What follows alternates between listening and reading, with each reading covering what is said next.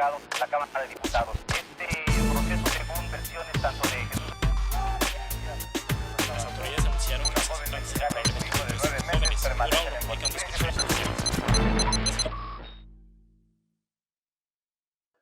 ¿Qué hubo, les? Esta semana está demostrando la bipolaridad que tenemos políticamente hablando en México. Primero, nuevamente la oposición al presidente Andrés Manuel López Obrador, que se ha visto desinflada por la falta de participación y además por el estado climático que ha estado sacando por los aires las casas de campaña plantadas en el Zócalo, ahora considera que debe reorganizarse. Me parece que los empresarios como Daniel de Hoyos y Claudio X González insisten en mantener una oposición hueca porque están inconformes por lo que ocurre en el país. Son ahora las minorías que antes se veían desfavorecidas por los intereses creados, quienes dominan no solo la política, sino también los designios del país. De eso se trata una democracia. Frena o frenados o frenados, como se llama esta nueva oposición, no aceptan la realidad. Su turno ya pasó, y no porque se trate de que ahora sean los que se veían menos favorecidos quienes dominen la situación, sino porque la democracia eso dicta. Los cambios tienen que ver con lo que quiere la mayoría, y creo que se están quedando solos como el viento esta gente que con esas casas de campaña como simbolismo no tienen ni siquiera eco en las campanas de la Catedral Mexicana. Es una diferencia muy clara lo que ocurre ahora en México con lo que ocurría en el pasado. Y el presidente Andrés Manuel López Obrador está precisamente haciendo lo que no tienen los opositores, eco de la voz de la mayoría del pueblo. Y no se trata de estar a favor o en contra, se trata de entender los tiempos, y quienes no los están entendiendo son aquellas personas y empresarios y grupos políticos que se aprovechaban de la impunidad y de los favores desmedidos que los gobiernos corruptos tenían para ellos. El ejemplo más claro es el de Rosario Robles, quien se supone surgió de la izquierda mexicana y ahora está tras las rejas, incluso quejándose de que un juez federal le negó la apelación para descongelar sus cuentas bancarias. ¿Qué quería esta mujer? Seguir gozando del dinero que se robó del erario mexicano para vivir como princesa en una celda. Los cambios se están dando y los tiempos del pasado ahora se enfrentan a una realidad democrática. En Estados Unidos, el presidente Donald Trump, que dio positivo a COVID-19 la semana pasada, se aferra como si fuera un emperador. No quiere participar en un debate presidencial, el segundo, que se llevaría a cabo de manera virtual. Él quiere enfrentarse personalmente a Joe Biden, su contrincante demócrata. Trump está acorralado por lo que marcan las encuestas sobre la tendencia electoral. En general, le dan un promedio de 10 puntos porcentuales a Biden sobre Trump. Esto no significa que ya esté cantada la elección del próximo martes 3 de noviembre. Es simplemente una señal de cómo va la tendencia. Yo les recomendaría no confiarse en los sondeos, porque hace 4 años marcaban lo mismo y miren lo que resultó: la derrota de la demócrata Hillary Rodham Clinton y la victoria de Donald Trump. También en Estados Unidos se llevó a cabo otra audiencia de trámite en el proceso judicial contra Genaro García Luna, asesor, alfil, amigo y mano derecha de Felipe Calderón en su guerra contra el narcotráfico. García Luna, el exsecretario de Seguridad Pública, se declaró inocente de los 5 delitos que le imputa el gobierno estadounidense. Esto no significa que va a quedar en libertad ni que ya inició su juicio. Es lógico que se declarara inocente.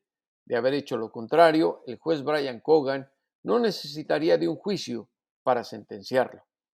Forma parte también de la estrategia del gobierno de Donald Trump para llegar a un acuerdo con este hombre. No hay ninguna manipulación ni de demócratas ni de republicanos en este asunto. si se llegase a enterar el juez federal Brian Cogan de que hay infiltración política en el caso, lo desecharía. Y en esa circunstancia, Genaro García Luna quedaría libre inmediatamente. Los que no quedamos libres de alguna mancha fueron los reporteros mexicanos. Y es que como fue virtual la sesión en la Corte Federal del Distrito Oeste en Brooklyn, Nueva York, algunos reporteros mexicanos quisieron transmitir en vivo la sesión, desconociendo que las leyes federales en Estados Unidos consideran a eso como un delito. Cogan tuvo que suspender la sesión de manera temporal y después, sin informar a todos los mexicanos que incluso durante el evento, mientras pudieron, hasta groserías estaban diciendo, se llevó a cabo ya sin ellos. Y ahí fue cuando Genaro García Luna se declaró inocente. Ahora escuchemos una entrevista muy interesante que va a hablarnos de los detalles de una bebida mística para nosotros los mexicanos, el tequila. Vamos a platicar con David Zuro, no solo un gran empresario mexicano y conocedor de las maravillas de la cocina de nuestro país, sino también de estos misterios que involucra el proceso para desarrollar esta deliciosa bebida que todo mundo conoce y se llama tequila.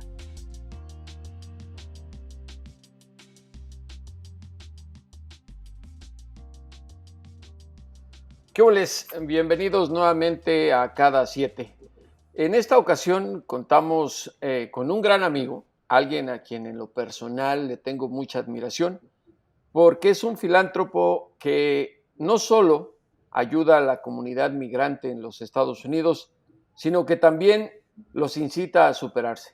Él es David Zuro, un restaurantero, uno de los hombres que mejor saben de la comida mexicana y que la ha expuesto al máximo nivel en la Unión Americana, y también un gran hombre que se ha dedicado a tratar de llevar a todos los rincones del planeta ese gran tesoro que tenemos en el destilado de tequila en nuestro México querido. David, muchas gracias por participar en Cada Siete. Al contrario, Jesús, un placer y también un gran honor estar participando en este programa. Estoy a la orden, lo que se te ofrezca, aquí estamos. David, primero platícanos un poquito de esta situación que se vive en Estados Unidos por consecuencia macroeconómica negativa del COVID en los negocios de mexicanos como tú. Eh, ¿Cómo estás haciendo tú en este momento para no abandonar precisamente a la gente mexicana inmigrante que trabaja a tu lado por las circunstancias que están enfrentando la sociedad estadounidense y el mundo entero de guardar una sana distancia y de que no sea reabierto en su totalidad la economía? Pues obviamente ha sido un gran reto.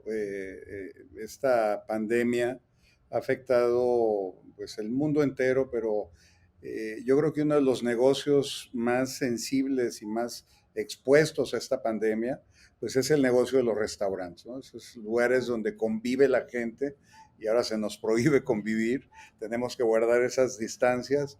Entonces, para todos los restaurantes, no nada más en Estados Unidos, sino en el mundo, es el gran reto, cómo poder operar de una manera que sea segura y que al mismo tiempo sea sustentable, ¿no? O sea, nosotros estamos ahorita trabajando con ni a un 20% de la capacidad que normalmente operamos.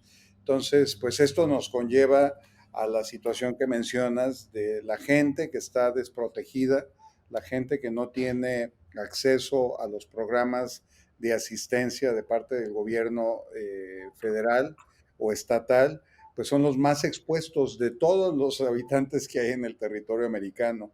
Entonces hemos tratado de apoyar no nada más dentro del restaurante, pero también con la clínica de Puentes de Salud, que es una clínica que opera ahí en Filadelfia, que trabaja directamente con seres humanos que necesitan de servicios médicos.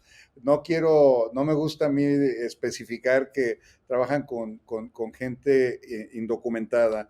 Es un equipo realmente admirable de gente que ayuda sin fijarse a quién. Entonces, trabajamos con la clínica Puentes de Salud, estamos tratando de pues hacer todo lo que está de nuestra parte para también a las familias que dependen del restaurante, que podamos apoyarlos en lo que más podemos, ¿no? Entonces, Quiero decir una cosa aquí a quienes nos escuchan y nos ven cada 7, y no crean que es por quedar bien con David. Si algo no me gusta a mí es quedar bien con la gente por algún interés, pero debo decir que David es una persona a la cual no le gusta ser mencionado por todo lo que ha hecho, y ha hecho demasiado por la comunidad migrante en el estado de Pensilvania y Delaware, sobre todo en la ciudad de Filadelfia, en donde se encuentra su restaurante. Y la clínica que él menciona ofrece servicios de salud a la gente que no tiene recursos, y todo ha sido gracias al esfuerzo humanista de David Suro.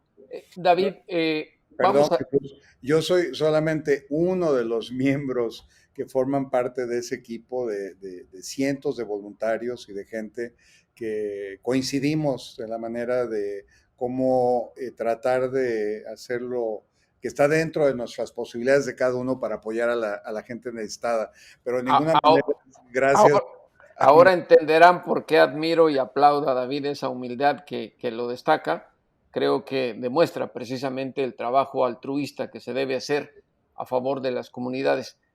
David, antes de empezar a hablar del tequila, quisiera que nos des una visión, tú que eres un hombre que conoce muy bien a la comunidad mexicana en los Estados Unidos, y que a la comunidad hispana en general la ves de cerca porque los has ayudado, trabajas con ellos, convives con ellos. ¿Cuál es la opción que tendría esta comunidad con miras a los comicios presidenciales del 3 de noviembre en Estados Unidos, tomando en cuenta que desde que llegó Donald Trump a la Casa Blanca se ejerció todavía una mano más fuerte para criminalizar a la inmigración indocumentada e incluso a la documentada? Ujú. Bueno, la comunidad indocumentada, yo creo que es la administración la cual estamos experimentando, por no decir sufriendo actualmente, pues yo creo que esa agresividad hacia nuestra comunidad ha mostrado también lo relevante que es y el rol que juega nuestra comunidad en muchas áreas de la economía americana. Ya viste que hubo áreas en Estados Unidos donde se incrementó esa actitud antiemigrante. Hubo ciertas poblaciones que perdieron población migrante, y las consecuencias fueron catastróficas, ¿no? Que se demuestra que esa doble moral y ese actuar de utilizarnos obviamente como las piñatas políticas, ¿no? De golpear al indocumentado, a un sector de la comunidad que se utiliza para alimentar esa inseguridad o ese sentido de discriminación que reina y que ha aflorado mucho en Estados Unidos. Ahora, la comunidad residente en Estados Unidos que tiene la posición de votar, pues ahora sí que si con esta no aprendemos, si con esta no nos damos cuenta a dónde hemos llegado, pues yo creo que ahí es la conciencia de cada persona. Tenemos que participar, recuerde que no somos muy participativos en el proceso electoral, y ahora es cuando, ¿no? Aquí no hay vuelta de hoja. Yo creo que si repetimos otros 4 años en las condiciones en las que estamos, pues no nada más es la comunidad documentada o indocumentada, yo creo que es la comunidad del mundo entero sufrirá consecuencias muy serias, ¿no? Muy peligrosas. Este es el momento, y también creo efectivamente que es el momento de tomar decisiones por la comunidad de origen hispano, o los que se han hecho ciudadanos de los Estados Unidos por naturalización, de Sepa. exponer su voz. Ahora también ha llegado el momento de platicar con David de otra etapa importante de su labor, y es el trabajo que hace por el destilado de tequila en nuestro país. ¿En dónde te encuentras ahorita, David, para que la gente ubique? Estoy ahorita en el estado de Jalisco, en una población que se encuentra a escasos 40 minutos de Guadalajara, una población que se llama Arenal. Está, es el puente de entrada a la región conocida como región Valles de la zona tequilera.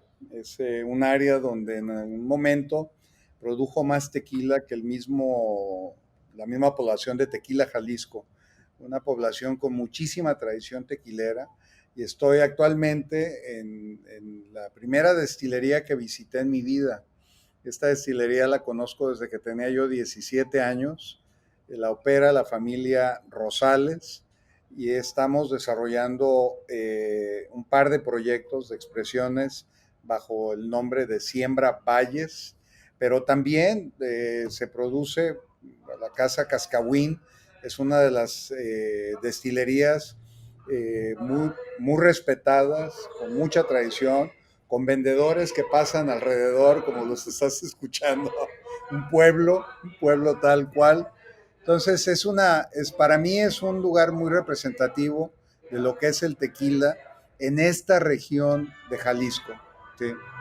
Mira, Ahora, la música de ahora fondo nos pusieron. eso es lo más bonito, ese es el México que tenemos, y indudablemente es precisamente lo que nos hace sentir todavía más mexicanos, porque así somos y en época de pandemia, pues todo el mundo busca la manera de sobrevivir.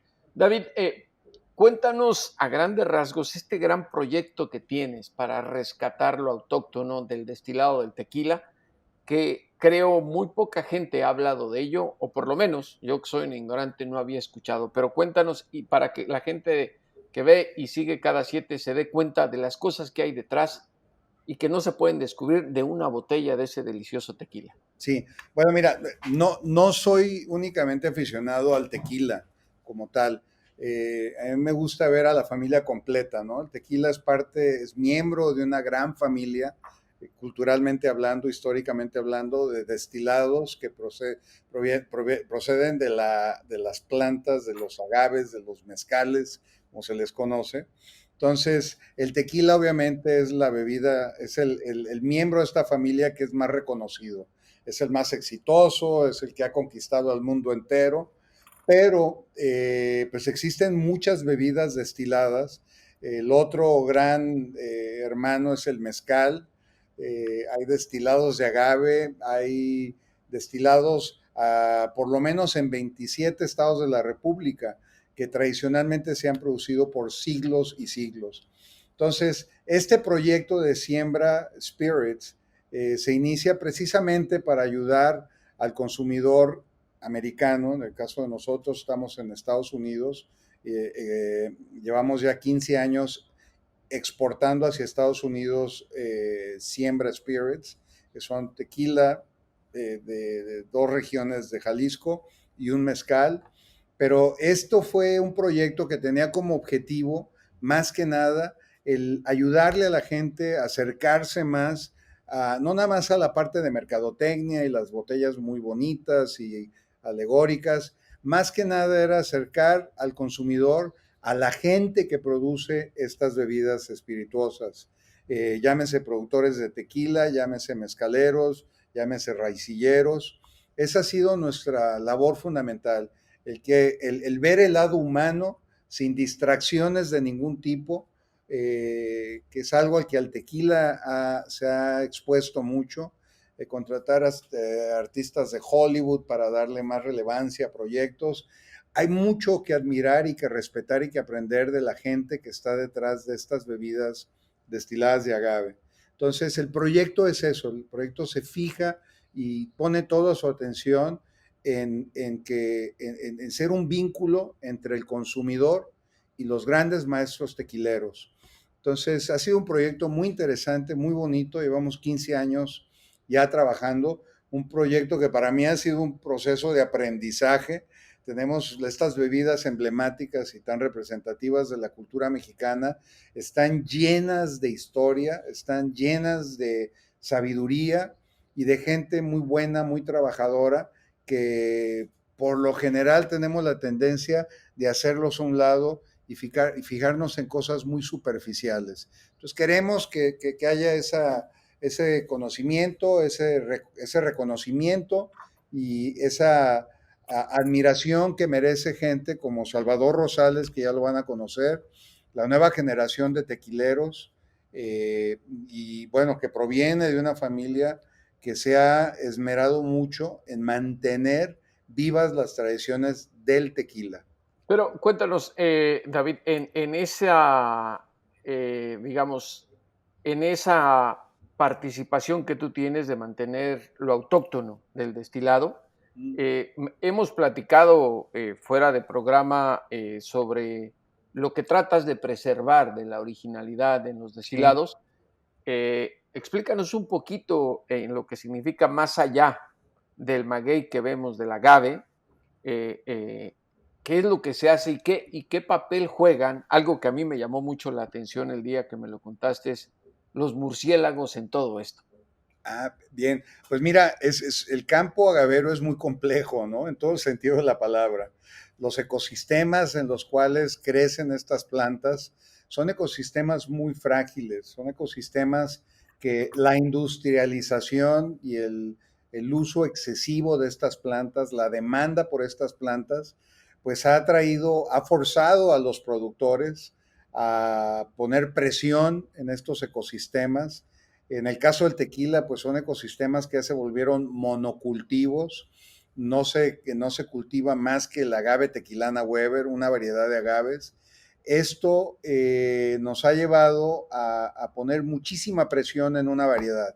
Y una de las cosas que estamos haciendo desde hace ya casi 100 años es utilizar la reproducción de los agaves, del agave tequilana Weber, vía clonación. ¿Qué quiere decir esto? Que en lugar de que el agave desarrolle su otra manera de reproducción, que es sexual, utilizamos la manera asexual, que es vía el sistema de la raíz de la planta, desarrolla un clon, ¿sí? Que genéticamente es idéntico a la madre, y esperamos a que esas plantitas salgan al segundo o tercer año de edad de la planta, las cortamos y las volvemos a plantar. Eso es un clon. Cuando se hace eso en una generación y dejamos pasar varias generaciones utilizando la cross-polinización, dejar que las plantas desarrollen semilla, que es la manera sexual, pues estamos manteniendo una riqueza genética que le permite a las plantas defenderse de sus enemigos naturales, ¿no? Ya sean enfermedades que se transmiten vía el viento o insectos que son enemigos acérrimos de estas plantas, pero esta forma de reproducción hemos diluido el material genético, la capacidad que tienen estas plantas de recordar cómo defenderse. Entonces, una de las soluciones que hemos propuesto, un grupo de tequileros, mezcaleros y científicos, es dejar que los agaves, que un porcentaje de las plantaciones de agave floreen para así atraer a los polinizadores naturales que por el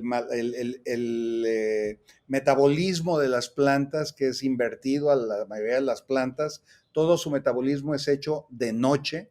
¿Y quién vuela de noche? Pues los murciélagos, ¿no? Entonces los murciélagos son los agentes polinizadores más importantes, prácticamente los únicos que tiene los mezcales, los agaves, los magueyes, como les querramos llamar, y lo que estamos promoviendo es que haya un porcentaje de estas plantíos en la zona del tequila y del mezcal que desarrollen su órgano sexual, que es el quiote, las flores que nacen del centro de la planta, y dejemos que estos murciélagos que por millones de años han volado sobre los corredores de agaves a lo largo de la República Mexicana, queremos que vuelva a darles ese alimento y ellos de forma de agradecernos hacen su labor de polinización. Es un proyecto muy interesante, muy noble, que ha traído mucha la atención de mucha gente y está en vías de desarrollo. Estamos ahorita generando este programa piloto para entender más de cómo interactúan los murciélagos con los agaves. Hay un equipo muy bueno de la Universidad Autónoma de México, el doctor Rodrigo Medellín, que es un gran experto en murciélagos, sino que es el experto a nivel mundial. Entonces, en murciélagos, es un proyecto que lo necesitamos, ya no es de opción, es un proyecto que se necesita implementar para poder rescatar el agave tequilana Weber y otras variedades que se dan en las denominaciones de origen en México. Ya ven, ahora van a entender por qué es tan importante el que gente como David se dedique a defender algo que es parte de nuestra cultura. ¿Quién iba a pensar que los murciélagos y el tequila tienen muchas similitudes y que cuando decimos salud con esa bebida de los dioses, Sin no también murciélagos, es, sin sin murciélagos no lo tendríamos? así es. Y no estamos hablando de Drácula. Ahora, me gustaría, David, que invitaras a don Salvador Rosales Trejo a unirse a esta Claro plática que porque sí, queremos. aquí anda. Pásale, Salvador. Un verdadero placer presentarlos con Salvador Rosales Trejo, gran tequilero, la generación que está actualmente en esa transición generacional de las grandes familias tequileras, dependen mucho de estas generaciones que se están formando como tequileros. Y bueno, Chava ha hecho un excelente trabajo en sostener esa batuta que su papá, un gran tequilero, y su abuelo, un gran tequilero, han hecho, ¿no?, en esta industria. Entonces, un placer presentarles a Salvador Rosales. Mucho gusto, señor Rosales. La primera pregunta que le haría a un aficionado a nada más tomar tequila y es básica, y no se vaya a reír de mi ignorancia.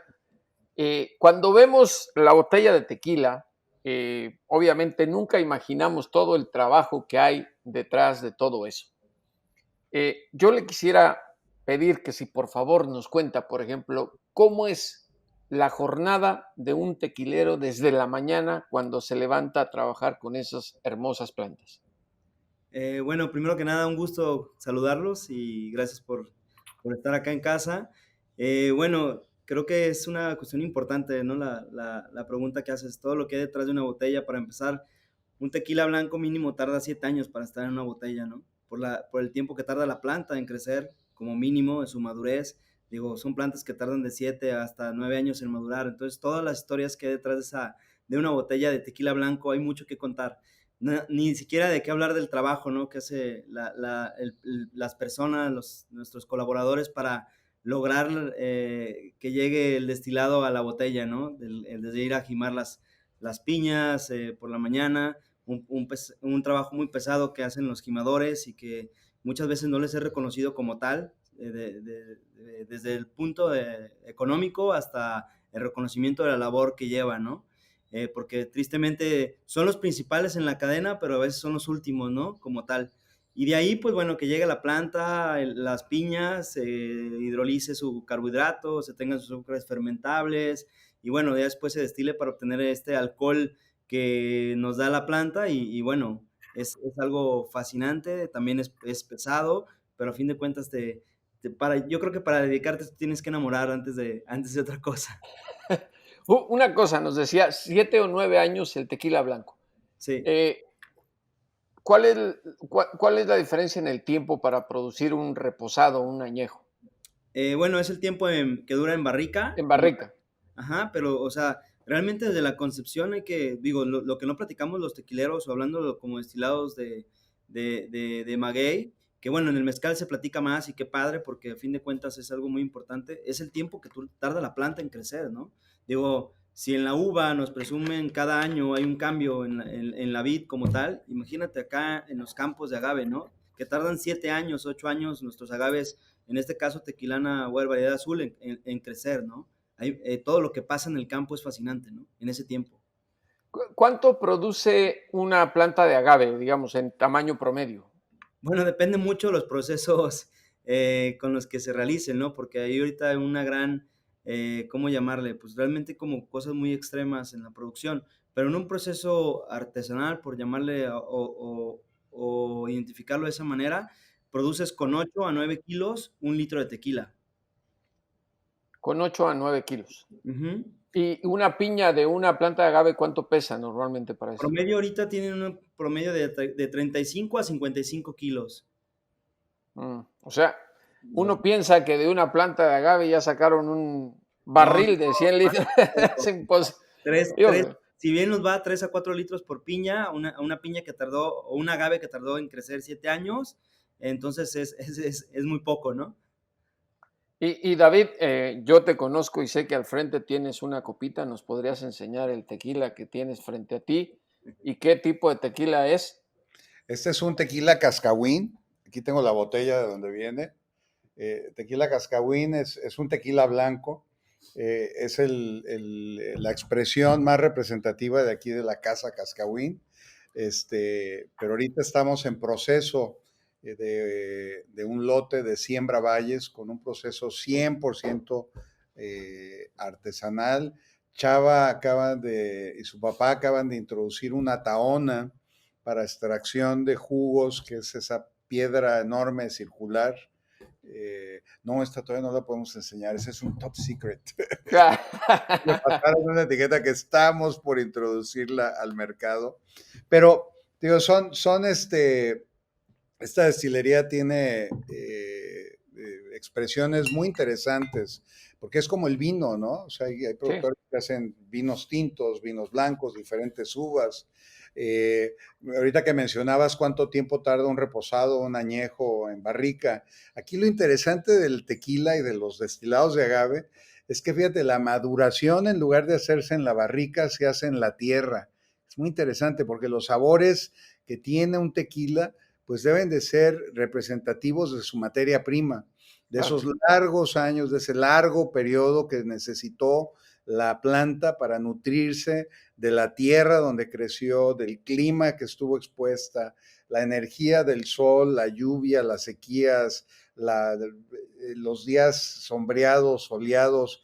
Eso todo se debe estar en los matices, en los sabores, en los aromas de un buen tequila. Un coñac, un armagnac, un bourbon adquiere su riqueza de sabores y aromas dentro de una barrica. Entonces, como ya lo hemos platicado en algunas tertulias que por ahí hemos tenido allá en tu casa en Filadelfia, pues el buen tequila, desde el punto de vista de gente muy aficionada al tequila, son tequilas blancos. Los reposados, los añejos, aunque son comercialmente muy aceptados, pero entre más vas aprendiendo del tequila, creo yo, en mi humilde opinión, Chava, y Chava es una autoridad, pero creo que entre más aprendes de lo que está detrás de un tequila, lo que quieres probar es eso, es la La calidad, autenticidad y la calidad. la calidad de la materia prima y el cuidado que se tuvo para convertir esos azúcares de la planta en lo que yo le llamo el arte líquido que estos señores producen, ¿no? Ahora, detrás de ese arte que a través de Siembra Spirits estás llevando a los Estados Unidos, también hay una parte altruista. ¿Nos podrías hablar de eso? Que para mí es muy importante. Sí, pues mira, parte de lo que se genera con la venta de estos productos va a una fundación y también hemos trabajado muy de cerca con una organización que creó la fundación en su inicio, que se llama Tequila Interchange Project.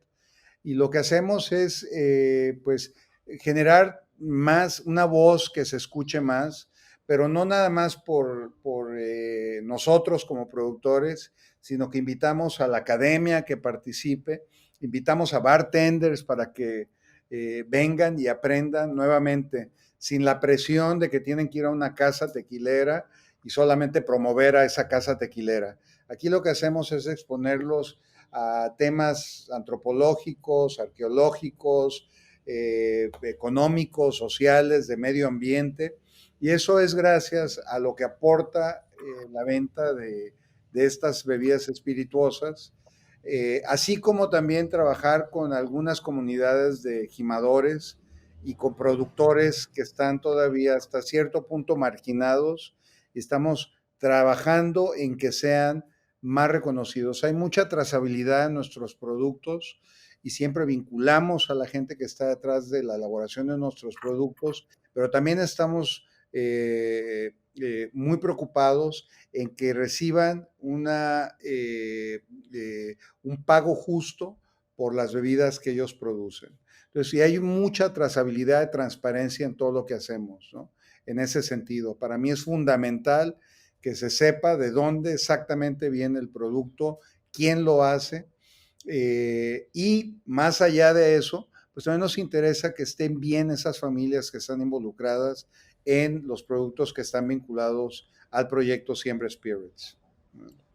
Pues David, señor Salvador, ha sido un verdadero placer platicar con ustedes y que nos hablaran un poco y nos introdujeran al misterio de cómo se produce el tequila. Antes de despedirme, quiero decir algo, que si algún día la gente que nos ve y nos escucha, además de visitar las destilerías de Jalisco, está por Filadelfia, no dejen de visitar el restaurante de David Zuru, que se llama Tequilas. Y déjenme decirles algo, él es un hombre muy humilde, pero creo que está considerada la comida mexicana que él vende como la más representativa y la mejor que se vende en esa región de los Estados Unidos en cualquier restaurante mexicano. Y no es alguien que aparezca en programas de televisión presumiendo sus platillos, pero yo sí puedo decir que son extremadamente deliciosos y de alta cocina y muy representativos de lo que es México. Antes de irnos, David, don Salvador, ¿podrían hacer salud siquiera para que nos den ansia del producto que tienen ahí? No, y también si vienen a Jalisco, si vienen a Arenal, les recomiendo que pasen por Casa Cascahuín.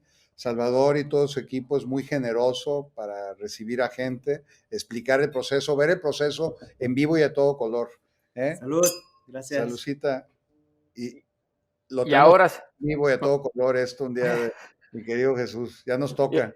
Ya nos toca. Y ahora sí, decirles a todos que estamos en todas las plataformas, en iTunes, en Spotify, en Facebook, en Twitter, en Instagram.